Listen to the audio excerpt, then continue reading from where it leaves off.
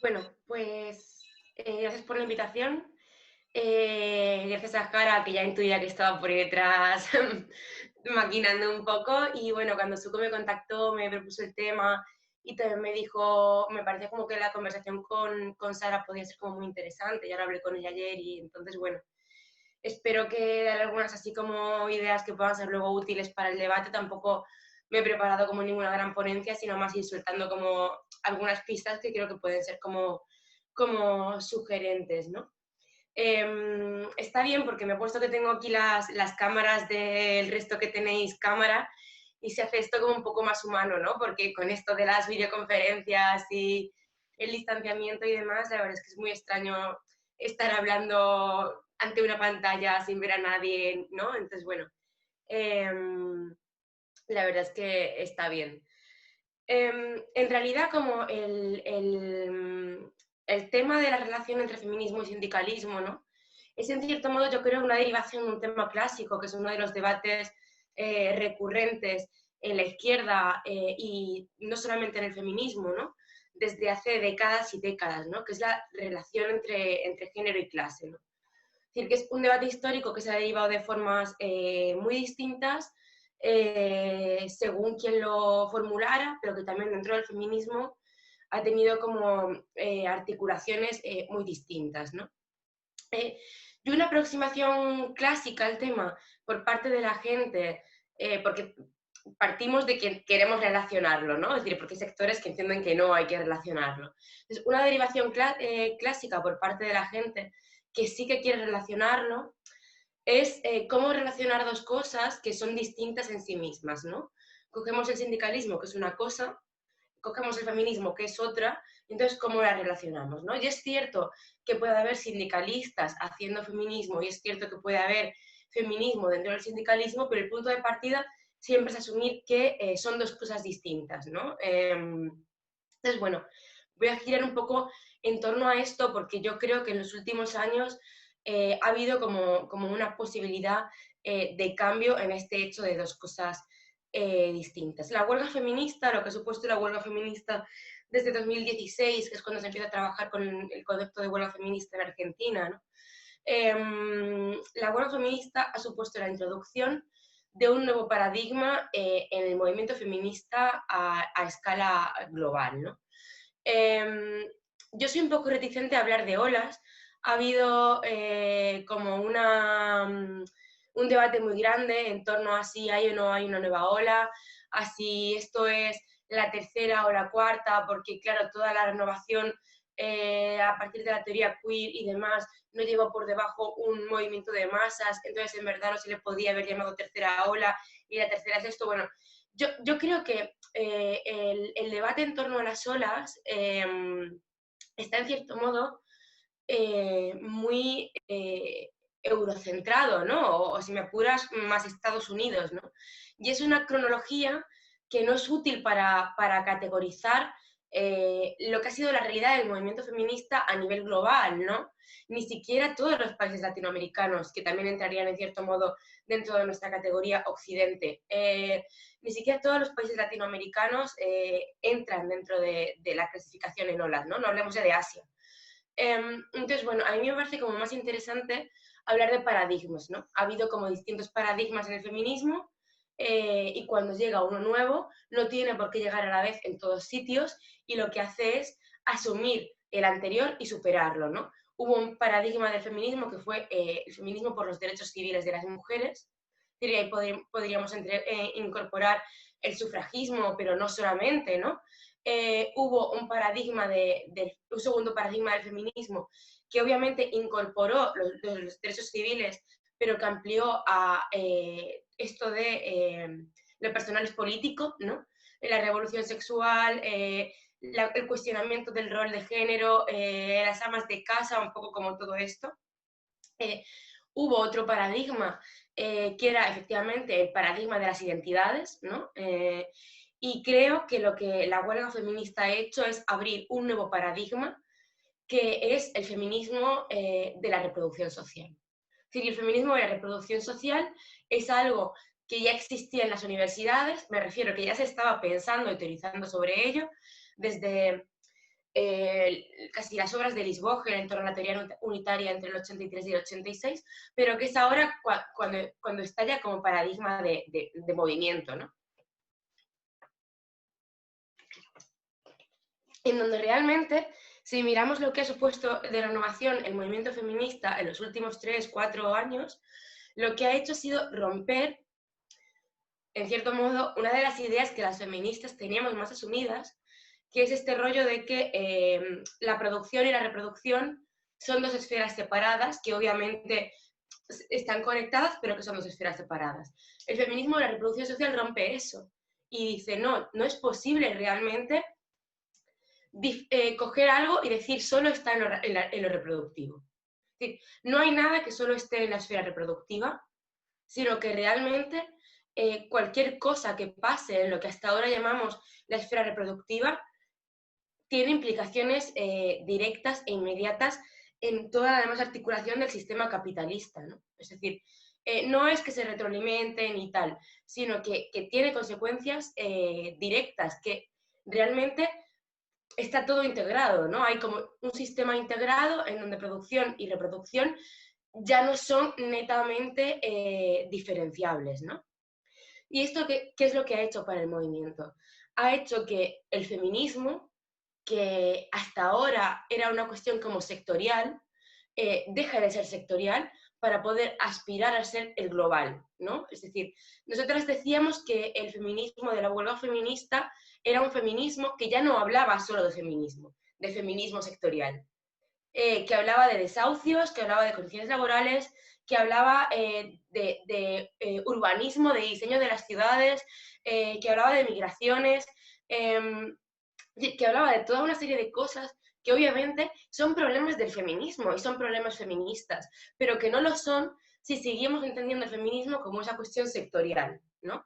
Si entendemos el feminismo como esa cuestión global que lo atraviesa todo y cuyas propuestas atraviesan el global de la estructura del sistema, entonces sí son problemas de feminismo, ¿no? Y como este sería un poco el cambio de paradigma que ha supuesto en el movimiento real el proceso de la huelga feminista, ¿no? El proceso de la huelga feminista que ha sido un vector de radicalización y de politización de masas durante años, ¿no? Las mujeres llegaban al feminismo, se incorporaban a la huelga feminista y ahí, en muy pocos meses, de manera aceleradísima, salían hablando de otras muchas cosas.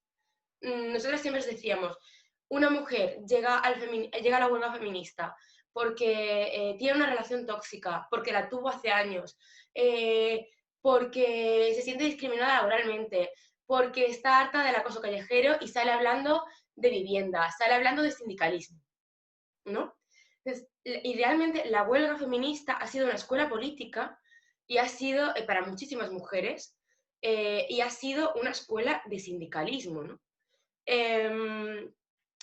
Y me parece como muy interesante en ese sentido ver en concreto la construcción de la huelga, ¿no?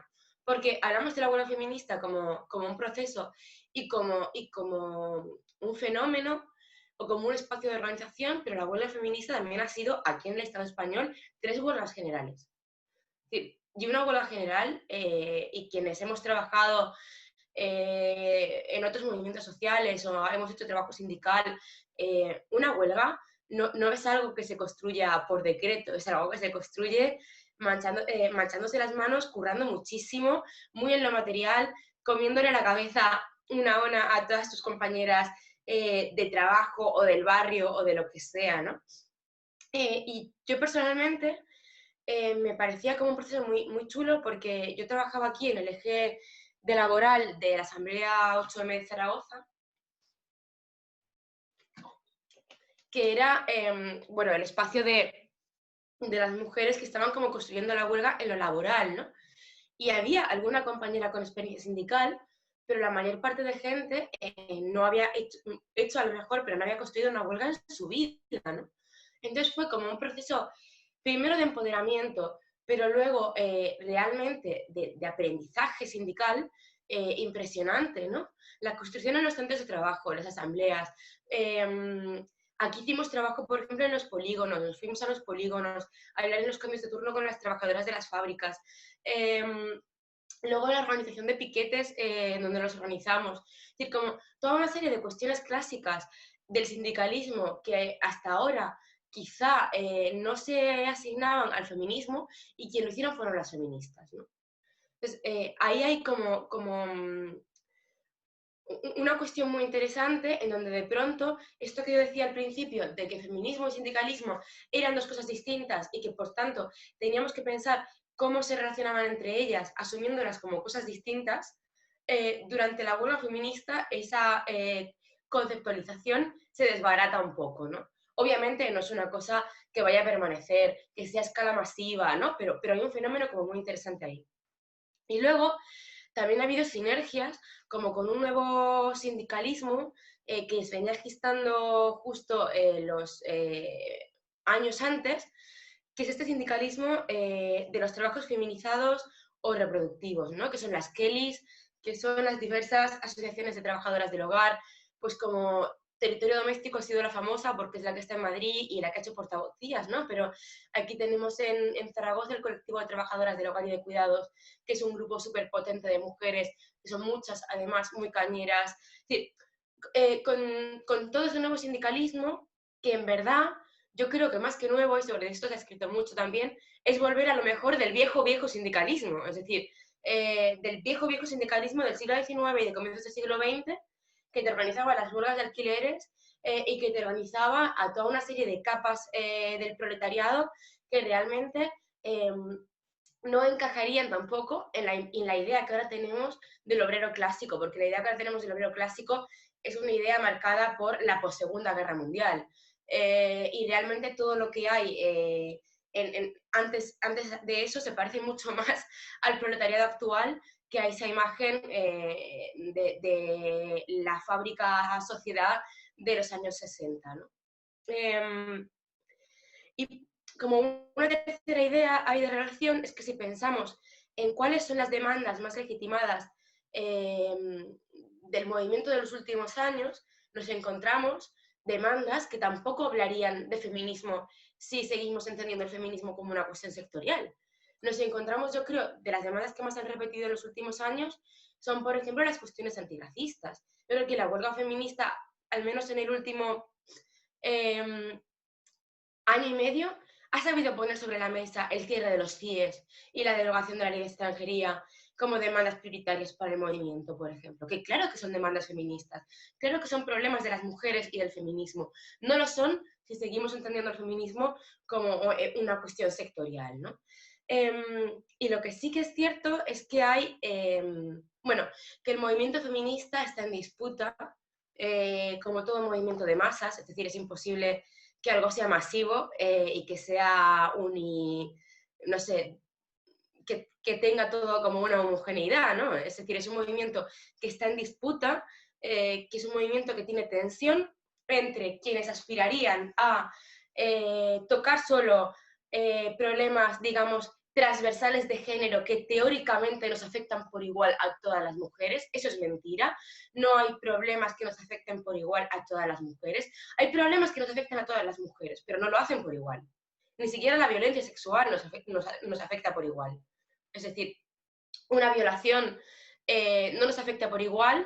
Eso no significa que no afecte de manera catastrófica a una vida, pero no tiene la misma significación y no afecta por igual a una mujer que puede pagarse psicólogos, que puede dejar de vivir con su agresor porque dispone de dinero para irse a otra vivienda, que está en situación regular, con lo cual puede acudir al médico o a la policía, como mínimo sin miedo a que la deporten, ¿no? Es decir, no afecta por igual a todas las personas, ni tiene el mismo significado, ¿no? Entonces, bueno, habría como una tensión entre un feminismo que querría limitarse o poner en primer plano los problemas transversales de género que teóricamente nos afectarían por igual a todas las mujeres, y por otro lado, un feminismo que ha tenido mucha visibilidad estos años, que trata de aterrizar el feminismo desde la clase. Desde una clase que por supuesto es una clase racializada, una clase marcada por las migraciones y por las identidades, ¿no? Es decir, la clase tal cual realmente existe, no tal cual nos la queremos imaginar nosotros en nuestra cabeza, ¿no? En un momento histórico muy particular, que yo creo que explica en cierto modo el porqué del auge del feminismo y el porqué este aterrizaje de clase ahora, que es un momento histórico en que confluye el auge del feminismo de masas. Yo entiendo feminismo como la movilización de las mujeres, movilización política de las mujeres en tanto que mujeres, ¿no? Es decir, porque movilización política de las mujeres siempre ha habido. Movilización política de mujeres en tanto que mujeres, y eso confluye con un momento de feminización de las vanguardias, donde las luchas que tenemos en primera fila son las luchas por la reproducción. Es decir, porque las luchas por los servicios públicos son luchas por la reproducción. Las luchas en defensa de los territorios en América Latina o en el sudeste asiático son luchas por la reproducción. E incluso los nuevos conatos sindicales clásicos, como por ejemplo todo el área textil en Asia, son trabajos de mujeres. Entonces, hay ahí una confluencia que da como centralidad a esa tensión dentro del movimiento, ¿no? Y que hace que la pregunta de cuál es la relación entre lucha de clases y feminismo deje de tener sentido, porque en los últimos años, en parte, el feminismo ha sido lucha de clases feminista. Eso es algo que dice Cynthia Rutza y que a mí me gusta mucho, ¿no? Dice, realmente, no todo el feminismo, ¿no? Pero una parte importante del feminismo, y la huelga feminista está ahí con su carácter de huelga, es decir, no puede haber una huelga que no sea de clase, ha sido lucha de clases feminista. Entonces, como dos ideas, ¿no? Para cerrar esto y toco un par de cosillas más y ya lo voy dejando. Dos ideas. El feminismo como escuela política para muchísimas mujeres y como escuela de conflicto. Es decir, muchas mujeres llegan al feminismo sin ninguna experiencia conflictual, ¿no? Y salen de ahí poniendo su cuerpo delante de la policía para otras cosas. Y la segunda idea, el feminismo como estos años, como un proceso de subjetivación de clase. Es decir, la huelga feminista ha hecho más durante estos últimos años para construir la clase en sí, para dotar a miles y miles de personas que forman parte de la clase trabajadora de conciencia de ello, que ningún otro movimiento a escala global en las últimas décadas probablemente, ¿no? Es decir, ha sido el principal proceso, al menos aquí en esta zona de Europa, ¿no? El principal proceso a través del cual se ha constituido la clase. Y esto yo creo que evidencia, es decir, hace que deje de tener sentido todos esos debates falaces sobre diversidades, sobre luchas prioritarias, etcétera, ¿no?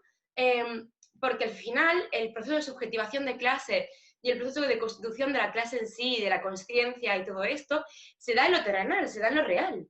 Y lo real, estos años, ha sido el feminismo, ¿no? Entonces, yo creo que ahí hay como una idea fuerza que a mí me parece bastante interesante, ¿no? Y bastante interesante para poner en funcionamiento de cara a esta nueva normalidad en donde la conciencia de clase y en donde el conflicto sindical yo creo que va a ser una de las cuestiones que nos vamos a jugar literalmente, por desgracia, la vida y la supervivencia material en ello, ¿no? Entonces, como paso un poco como a ir cerrando, ¿no? Por el tema de la nueva normalidad y lo que ha supuesto el feminismo durante la pandemia, ¿no? Yo creo que está claro y estoy como que tenemos que darle vueltas cuando podamos, que el confinamiento nos ha pillado a todas desprevenidas, ¿no? No solo al feminismo, sino al conjunto de la izquierda social, nos ha pillado completamente desprevenidas y tendremos que currar mucho para revertir el desmantelamiento que ha habido estos 2 meses y medio de mogollón de asambleas, de colectivos, etcétera, ¿no? Y creo que se ha generado como una ilusión que es radicalmente falsa, que es esta ilusión de que, bueno, hemos vivido, o incluso de que seguimos viviendo, en un agujero espacio-tiempo, ¿no? Donde no pasa nada. cuando realmente permitirse pensar que no pasa nada es pensar desde el privilegio de quien efectivamente durante estos 2 meses y medio no le ha pasado nada, ¿no? El movimiento feminista ya llegaba en reflujo al confinamiento, un reflujo que viene de largo, quiero decir, y sin embargo, yo creo que el éxito que yo creo que realmente supuso el 8 de marzo de este año, porque para mí fue un éxito, el éxito que supuso el 8 de marzo de este año lo que demuestra es que las feministas, aunque el movimiento esté en reflujo, hemos sabido construir algo con cimientos sólidos, ¿no? Porque si tú puedes hacer lo que hicimos este 8 de marzo en mitad de un reflujo, es que hay cimientos sólidos que no dependen de que el movimiento esté en ascenso o no, ¿no? Pero sí que creo bueno, que entre que llegaba el reflujo y como una cierta desorientación, más allá de repetir fórmulas de movilización y demás, esa desorientación se ha agudizado durante el confinamiento, ¿no? Para empezar, porque lo que serían los problemas a los que estaríamos respondiendo de manera directa, no teníamos capacidad de respuesta, como por ejemplo el ascenso de la violencia machista durante el encierro, ¿no? Con los maltratadores. Es decir, el feminismo ha sido incapaz y a mí se me sigue sin ocurrir cómo podríamos haber respondido a eso de manera efectiva, ¿no? Entonces, bueno, de manera intuitiva hemos ido participando pues en las redes de barrio, en las cosas que veíamos que existían, ¿no? Y donde... Pero, bueno, sí que ha habido ahí como una desorientación. Quizá el elemento como más importante, que yo creo que va a marcar hacia dónde tiene que ir el feminismo en esta nueva normalidad, ¿no? Ha sido el tema de las cajas de resistencia. El tema de las cajas de resistencia de las trabajadoras sexuales y de las trabajadoras del hogar, que yo creo que, por un lado, tienen que ver con eso que decía de este nuevo sindicalismo, rollo las Kellys y tal, ¿no?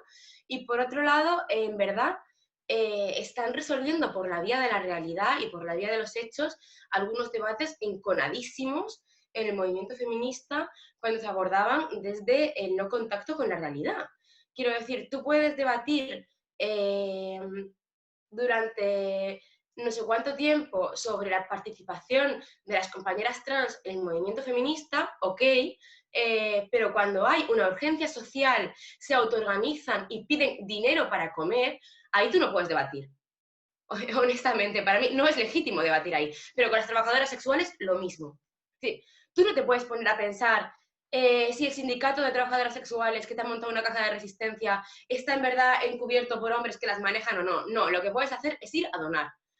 Y yo creo que realmente, bueno, que el confinamiento está dejando como al descubierto las miserias de cada cual y que aquí como que ya están dejando de valer como toda una serie de disquisiciones teóricas, ¿no? Al final, bueno, la situación es la que es y cada cual se posiciona en la práctica, ¿no? Y si el feminismo siempre ha sido, y acabo, un movimiento por la supervivencia, porque el feminismo siempre ha sido un movimiento por la supervivencia de las mujeres, ahora como que va a tener que serlo mucho más, ¿no? Va a tener que serlo mucho más. Y yo creo que ahí está un poco como el camino, un poco las pistas de por dónde ir pensando el nuevo feminismo que tenemos que construir y sobre qué bases y sobre qué colectivos queremos construirlo y desde dónde queremos construir poder feminista, ¿no? Si es desde la exclusión y desde el privilegio o si es desde la autoorganización material de las mujeres que realmente se están organizando porque realmente necesitan organizarse, ¿no? Y yo creo que ahí, bueno, van a tener que ser necesarias las sinergias con el movimiento sindical y que realmente el feminismo mismo va a tener que volverse mucho más movimiento sindical en sí mismo, ¿no? Porque, bueno, esto de qué es la vida o la barbarie, pues ahora lo estamos viendo verdaderamente, ¿no? Y aquí lo dejo.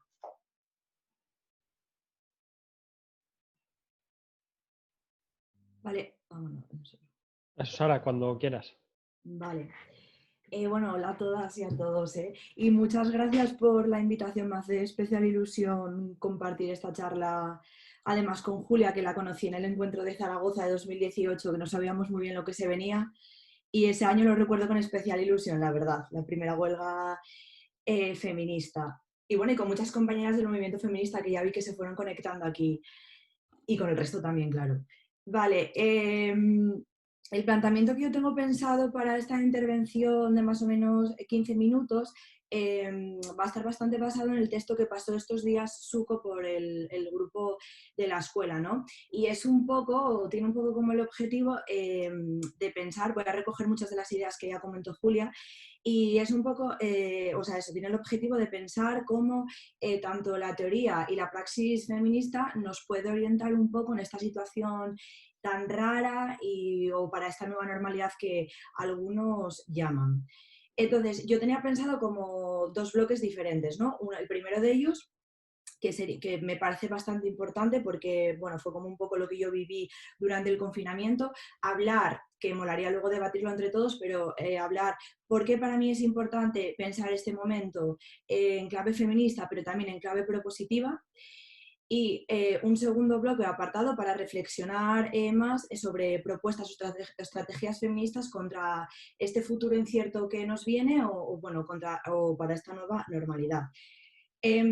Yo creo que, o sea, mi reflexión pretende, bueno, pues lanzar algunas ideas para luego encajarlas en una reflexión más amplia, más colectiva. Yo creo que se vuelve más necesario que nunca construir una agenda abierta a eso y colectiva, que yo creo que ya existía previamente, o sea, era una agenda previa a la demanda y que nos puede servir, pero bueno, que hay que readaptarla y tenemos que, bueno, saber cómo se articula en estos tiempos raros. Entonces, la primera parte, ¿no? ¿Por qué para mí es importante pensar el presente tanto en clave propositiva como en clave feminista? Mi experiencia personal durante el confinamiento me fui encontrando como bastantes materiales, textos y análisis que yo veía que eran necesarios, pero me faltaba un poco como otra parte, ¿no? Como una parte que incluso psicológicamente yo creo que las personas que estamos en movimientos sociales y hacemos activismo la necesitábamos, ¿no? Es que yo me encontraba, bueno, pues como diagnósticos de la situación que señalaban los aspectos negativos, que anticipaban escenarios catastrofistas, que caían también yo creo que en falsos determinismos y veía que, bueno, pues veía que todo esto, o a mí personalmente, me llevaba como una especie de impotencia política, ¿no? Yo me encontraba como constantemente dos lugares de enunciación que me parecían profundamente ineficaces, que era uno como una partida de función para el sistema, el fin del capitalismo, neoliberalismo, y el contrapunto en el otro extremo me encontraba esa insistencia por decir que la pandemia confirmaría el control capitalista totalitario sobre nuestra vida, ¿no? Entonces yo no sabía muy bien cómo desde esos parámetros pensar y ponerme en mi colectivo o poner en el movimiento feminista, pensar qué podríamos hacer ante esta situación. Entonces yo por eso esta parte me parecía importante rescatarla porque yo creo que tenemos que asumir esa responsabilidad de encontrar las grietas y imaginar horizontes propios. Claro, digo esto en una situación en la que está muy marcada tanto por el miedo y por la incertidumbre, o como lo que comentaba Julia, que llevamos 2 meses en confinamiento, que esto es tanto el confinamiento como la expansión del virus tiene un impacto importante en nuestro repertorio de acción política, ¿no? Y bueno, que ese es otro debate que nos tendremos que sentar a pensar. Pero a pesar de esto, yo creo que tenemos que tener esa responsabilidad y imaginar bueno, pues posibles salidas o imaginar cómo podemos seguir haciendo política. Y yo creo que muchas de estas pistas y claves nos las da el feminismo, ¿no? Por eso en clave feminista también. Si pienso en clave feminista, yo pienso especialmente desde las huelgas feministas de estos últimos años también. No voy a entrar mucho en ellas porque creo que Julia también explicó muy bien lo que significaron, el cambio de paradigma que significó en el movimiento feminista, y porque ya hablamos bastante de ellas, tanto en el movimiento feminista como en otras organizaciones y en otros espacios. Pero a mí sí me voy a rescatar como dos ideas, porque yo creo que nos ayudan a pensar un poco el hilo conductor, ¿no? Y lo que puede ser el feminismo en este momento. La primera de ellas es que los procesos de la huelga feminista, yo creo que dentro de la organización del movimiento feminista eso, sirvieron para marcar un movimiento feminista no solo entendido como una agenda de género que lucha por los derechos específicos de las mujeres, sino como un movimiento de planteamiento crítico global, ¿no? eso, lo que comentaba un poco Julia. Y esto me parece importante para hablar por qué si demandamos servicios públicos o por qué si hablamos de redistribución de la riqueza podemos hacerlo desde el feminismo y podemos hacerlo, y por qué son demandas feministas. Y eso creo que lo consigo especialmente las huelgas feministas. Y esto viene acompañado con la articulación de un sujeto feminista inclusivo y de un sujeto feminista que apela a la situación de las mujeres en todos sus conflictos, que tiene que también, con lo que comentaba Julia, de por qué el feminismo habla de la ley de extranjería, por qué tiene que hablar de la el acceso a la sanidad de todas las mujeres y de todas las personas, etcétera. Eso por un lado. Y por otro lado, lo que quería rescatar de las huelgas es que yo creo que hicieron una cosa que no se había conseguido eso, en los últimos años con ningún movimiento, con ningún dispositivo, y es que hicieron reflexionar a toda la sociedad, ¿no? O sea, a veces como que nos cuesta, y a mí me cuesta cuando me preguntan, enumera cambios concretos que consiguió la huelga, y a veces como que me cuesta, ¿no? Pero si te pones a pensar, yo creo que sí que tuvo efectos profundos y de calado en la sociedad, porque consiguió colocar debates y temas en espacios a los que antes no llegábamos, y creo que consiguió conectar con ese sentido común bastante mayoritario, dialogar con él, y no solo dialogar, sino que le hizo avanzar, ¿no? hacia posiciones que ahora, en temas que ahora se revelan que son más importantes que nunca, y lo hizo avanzar hacia posiciones que me parecen que es interesante ese juego y ese proceso, porque creo que nos dejan en una posición mejor para disputar el sentido de esta crisis o para hablar, ¿no? O para construir también nosotras qué es lo que nos está pasando ahora y qué es lo que está pasando, ¿no? en el país con esta crisis. Y es un poco todo lo que comentaba Julia también, de las cuestiones relativas a la reproducción de la vida que se pusieron encima de la mesa con las huelgas, qué importancia tiene la lectura feminista del trabajo con el paro, ahora que hablamos de trabajos esenciales, trabajos invisibilizados, ¿no? De qué forma, claro, os imagináis ahora hablar de cuidados sin el esfuerzo feminista y sin la militancia feminista por visibilizar y valorizar los cuidados, no solo de las huelgas, que esto es un proceso acumulativo y colectivo ya de años atrás. Cómo hemos pensado nuestros cuerpos, cómo hablamos de sus límites, de sus vulnerabilidades y cómo que tiene que ver ahora también con todo el tema del contagio. Y me parecía bastante guay que hace 2 días acaban un comunicado las compañeras de Madrid frente a este intento de manipulación y criminalización que están haciendo con el 8M, y colocaban el foco en lo esencial, ¿no? Y decían eso, que nos habíamos manifestado y que habíamos salido el 8M para visibilizar lo que no se veía, y lo que esta crisis ha demostrado que efectivamente eso que era invisible era lo esencial. Entonces, un poco ese hilo conductor de lo que fue la huelga feminista, los temas que ahora estamos hablando y sobre los que estamos debatiendo. Para eso entonces pasaría ya un poco a la segunda parte, que, que tendría que ver con las propuestas, con las estrategias feministas, ¿no? Para hacer política ahora. No creo que nos pasó a todas, no había condiciones para pensar muy bien durante el confinamiento, y entonces yo intenté hacer un análisis y pensar qué es lo que nos hizo mantener la esperanza, ¿no? O cuáles fueron los anclajes de seguridad que vivimos la gran mayoría durante estos 2 meses que estamos encerradas en casa y que el virus sacudió nuestras vidas y no sabíamos nada, absolutamente nada, de lo que iba a pasar con nuestras vidas. Yo voy a enumerar algunas que igual se me escapan, posiblemente se os ocurran otras, pero bueno, evidentemente, si pensamos a qué nos agarrábamos durante estos 2 meses, pues nos agarrábamos al sistema público de salud. Eso nos ofrecía una seguridad tremenda. A los cuidados, bueno, no voy a decirlas todas, pero a los cuidados, tanto de los seres queridos dentro de la convivencia, como las videollamadas de nuestras colegas o de nuestra familia que no pudimos ver. También fue un anclaje de seguridad salir a los balcones, a las ventanas y ver a nuestras vecinas, nuestros vecinos. Era un poco como esa conexión con la vida de antes, ¿no? Con ese desconocido que antes te encontrabas por las calles, en los bares, en las clases, etcétera. Las trabajadoras de los supermercados. O sea, a mí me gustaba, iba a hacer la compra y me producía como, no sé, tranquilidad ver a la trabajadora, saludarla, porque la conocía ya de antes y porque estaba ahí, me permitía ir a comprar mi comida y a seguir un poco con la vida, ¿no?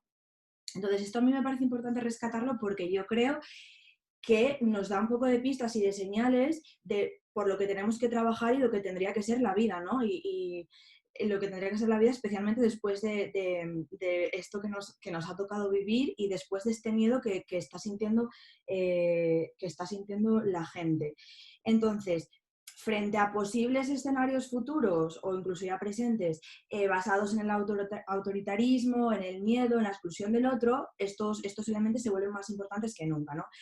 Y se vuelven más importantes que nunca para pensar en ese no dejar a nadie atrás, que se volvió una frase bastante recurrida durante el confinamiento. Entonces, voy a lanzar como una especie de, o sea, bueno, una especie no, voy a lanzar unas propuestas que no son nuevas, que todas nos sabemos, que fueron ya muy repetidas, incluso antes de, pero que hay que volver a colocar y hay que pensar sobre todo. A mí en esta parte no me parece tan interesante las propuestas que voy a comentar o los puntos los puntos que voy a comentar, sino cómo podemos conseguir articular estas propuestas, que son de consenso ya en los movimientos sociales, en varios dispositivos macro, pues que logren pues, disputar esa agenda social y mediática, que nos permitan pues hacer esa política, como fue el 8M estos últimos años, teniendo en cuenta lo que comentaba Julia, que es verdad que ahora es un movimiento de reflujo, pero cómo podemos partir de ese terreno político feminista con alianzas con otras luchas y otros colectivos, etcétera, para conseguir esta disputa y para trabajar, para estar en esta disputa y conseguir meter estas propuestas que yo creo que son radicalmente feministas y radicalmente necesarias para esta vida de ahora. Una de ellas es pues el fortalecimiento y el blindaje de los servicios públicos, evidentemente, la sanidad, la educación, los cuidados. Sigue habiendo una tarea pendiente con los cuidados. Y a mí durante estos 2 meses se me vino constantemente a la cabeza y me pareció que que es urgentemente abordar el tema de la vivienda, ¿no? Esto lo digo como una chica joven que no va a poder pagarse un alquiler, bueno, que no sé cuándo me lo va a poder pagar. Entonces, cómo se ha agudizado la crisis habitacional en nuestro país, cómo desde la perspectiva feminista se han visto las múltiples formas de cuarentenas que hubo, ¿no? Eso, como los encierros implicaron abusos y violencias machistas para muchas personas, y eso es un problema de vivienda, ¿no? Y como ahora otro debate que está ahí, en el que no voy a entrar, pero que también me preocupa bastante, que es el tema del teletrabajo y el espacio doméstico como espacio productivo, ¿no? ¿Qué vamos a hacer con eso y qué impacto va a tener en la vida de las mujeres, ¿no? Eso por un lado, servicios públicos y la vivienda, que creo que pues como consiguió hacer la PA en los últimos años y ser un tema, habría que volver a pensar cómo lo podríamos conseguir. Por otro lado, aquí se juega también, yo creo que nos estamos jugando una concepción sobre el trabajo, ¿no? Sobre quiénes producen valor y sobre qué modos de vida merecen ser asistidos y cuidados, qué trabajos son declarados esenciales y cómo habría que remunerarlos o reconocerlos como tales. Y bueno, eso nos lleva a la necesidad, que ya es de vida o muerte, esa reorganización, a una reorganización democrática del trabajo. ¿Cómo podríamos trabajar por ello? Dentro de esa reorganización del trabajo y por tanto de la vida, ¿no? y del tiempo, cabría pensar también en otros mecanismos de inclusión social. Ahora que se habla bastante de esos derechos de existencia que garanticen la vida, ¿no? Y que es también como que reconfiguran un poco todos. Hablaríamos, por ejemplo, de una renta básica universal. A ver, todas estas medidas, para que sean efectivas, evidentemente tienen que ver con la ampliación de los servicios públicos, una medida o en algo más global. Una medida en sí no se entiende. Por eso yo creo, dentro de la situación y dentro de todas las deficiencias, creo que tenemos que celebrar que ayer se haya aprobado el ingreso mínimo vital. Creo que se abre una puerta en esa disputa de hacia dónde tienen que ser destinados los gastos sociales, en esta nueva, esa disputa por el destino de los gastos sociales, que a algunos ahora son legitimados por esta situación extraordinaria, por esta emergencia sanitaria, pero que yo creo que no pueden aislarse como medidas de excepción, sino que tienen que ser como la punta de lanza de una reorganización necesaria, de lo que estoy hablando, ¿no? Y en ese sentido, pues por ejemplo, ayer se abrió una puerta y creo que tenemos que saber leer la situación, como yo decía, en clave propositiva, y tenemos que saber cómo, con el horizonte de esa organización, cómo tenemos que ir a por más, ¿no? Y nos orienta un poco también en yo creo que cómo deberíamos destinar nuestra práctica política en los próximos tiempos. La batalla por lo público no es sino la batalla por la redistribución de la riqueza. Eso lo recogía también en el texto, que se vuelve más necesario que nunca para garantizar esa sostenibilidad de la vida que tanto habla el feminismo, pues un sistema fiscal progresivo e inflexible con la evasión de impuestos para el fortalecimiento y el blindaje de los servicios públicos y bueno, pues tenemos que o sea, teniendo estos puntos y en estos horizontes tenemos que pensar cómo podemos trabajarlo. Y por eso yo vuelvo a retomar lo que decía, no me parece tan interesante lo que acabo de contar en estas propuestas que acabo de contar, sino que creo que tenemos que tener un debate importante en nuestros espacios. Yo hablo, con toda esta reflexión y este pensamiento lo hago desde mi práctica interna, pues en el movimiento feminista, en otros colectivos, ¿no? Y yo creo que toca sentarse y pensar cómo todas estas demandas feministas, por la vivienda, la renta básica, cómo podemos articularlas para esa disputa y cómo podemos colocar todos estos temas en la agenda social y mediática. Y eso me parece lo interesante y que yo creo que molaría también hablarlo ahora. No sé si tenemos tiempo, no sé si me pasé del tal, que eso, que yo creo que sería lo guay hablar ahora y no sé, por mí yo ya terminé, creo que no se me olvidó así nada.